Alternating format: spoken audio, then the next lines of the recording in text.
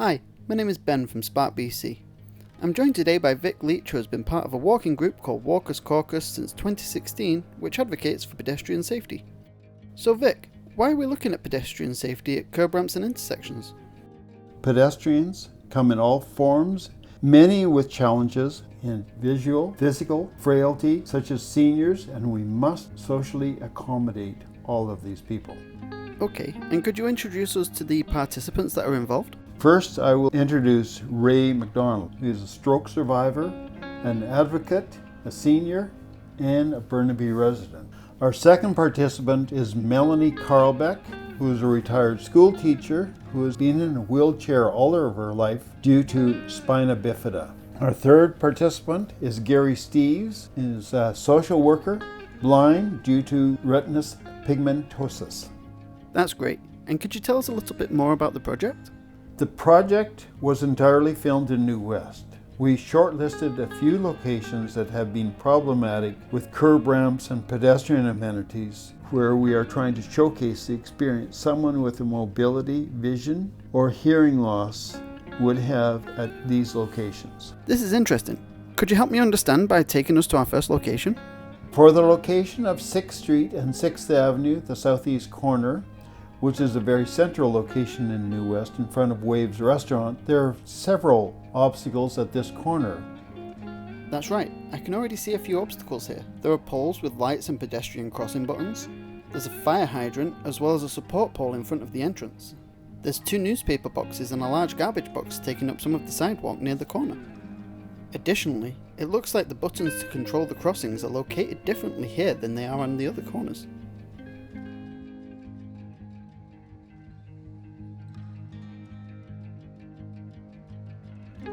Finally, at the northeast corner, the curb ramp causes issues for those in wheelchairs, especially for those with longer footrests. This means they must approach at an angle to ensure they don't run into the curb.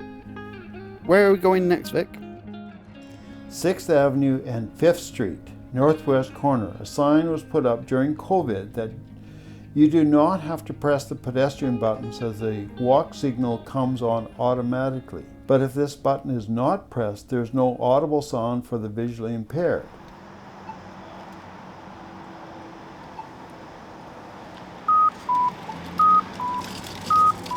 This leaves us to wonder if those who are blind automatically have a sense that they can cross at the appropriate time.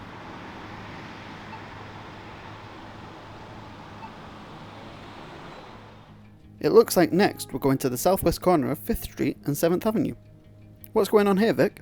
We're traveling north along the west side of 5th Street from 6th Avenue. You must turn right when you reach the sidewalk on the south side of 7th Avenue and walk about 5 meters east to reach the curb ramp, which will allow you to turn left and proceed north across 7th Avenue.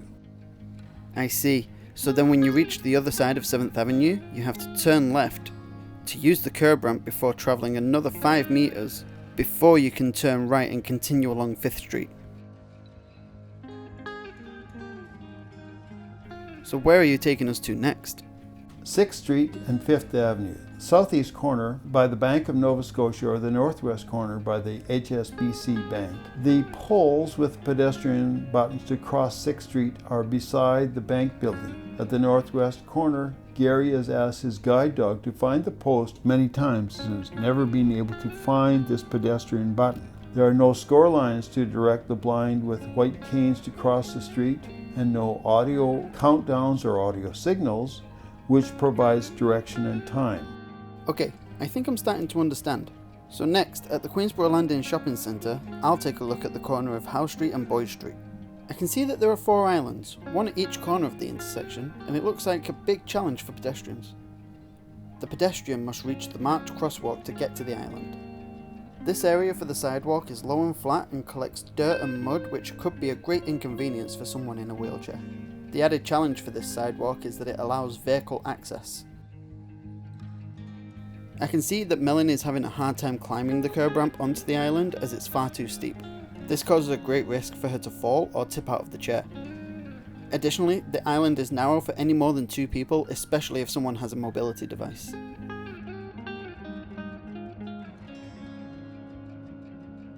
Here, Gary is helping us understand from the perspective of someone who is vision impaired. The concrete sidewalk ends and continues with an asphalt sidewalk, leaving no tactile indication through the surface of where to begin to cross or which direction to go to reach the island. If one relies on a white cane, there's also no definition of where the curb is located. Where would you like us to go next, Vic? Now we are at the corner of 6th Street and 8th Avenue, the northeast corner. There's a bit of a challenge due to the narrow area for the curb ramp with a pedestrian control button and abutted to the residential yard with a fence. As I'm looking at Melanie and Ray at this corner, I can see that the curb ramp is positioned to the centre of the intersection, rather than towards the crosswalk. So one must be careful going down the curb ramp into traffic or going up the curb ramp after crossing, while additionally being aware of vehicles turning onto 6th Street.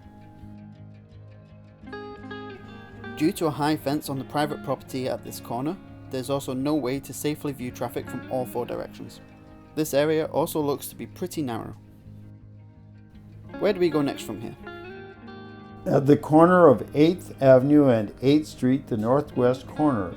The northwest corner has 2 pedestrian control buttons. The City of New West had the pedestrian crosswalk and amenities revised and redone in 2021. There's new score lines for the visually impaired at all 4 corners now. But for someone in a wheelchair, the press button for crossing 8th Avenue on the west side is difficult to reach. It is in a hedge, and from the edge of the sidewalk to the pole is about 30 to 40 centimeters, or 12 to 16 inches. And there's a gap at the base which drops 5 to 10 centimeters, 2 to 4 inches, into the dirt. Oh, I can really imagine how hard it could be, especially if it's raining or when it gets dark. I'm now going to be looking at the 8th Street and 10th Avenue southwest corner. This is a busy corner as Canada Way becomes 8th Street after crossing 10th Avenue. The curb ramp is designed with a direction towards the centre of the intersection. The large trees and hedges make it difficult to safely view traffic from all 4 directions for both pedestrians and drivers. Additionally, I don't hear any audio accompanying the pedestrian countdown time. This is a huge concern for someone who is vision impaired. What's up next, Vic? 8th Street and Royal Avenue. Either the northeast or the southeast corners. Both have 2 poles, each with pedestrian buttons separated by 7 to 8 meters, plus they're on incline. The northeast corner is probably more of a challenge as the pedestrian buttons are cross-related. And what does cross-related mean?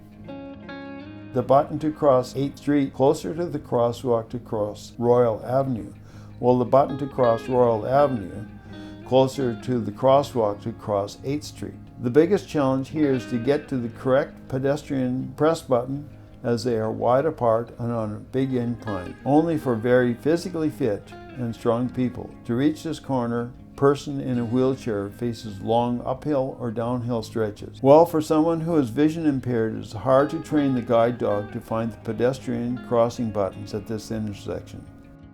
Surprisingly, the time to cross at 8th Street on the north side is inconsistent. From Monday to Saturday during the daytime hours, the white cross light appears followed by the 10-second countdown 3 times in a row. But in the evening, this only happens once. Also, the crossing at the south side of this intersection has a 19-second countdown. Well, the last location is at Bigby Street. This is a challenge to cross the railway tracks. While finding the pedestrian buttons may be difficult, the bigger difficulty will be to cross the street and the railway tracks safely, especially for those in wheelchairs. I think this video has clarified the various difficulties that pedestrians face, from various perspectives, and that accommodating this feedback to create user-friendly design changes can help make life easier and more convenient for everyone.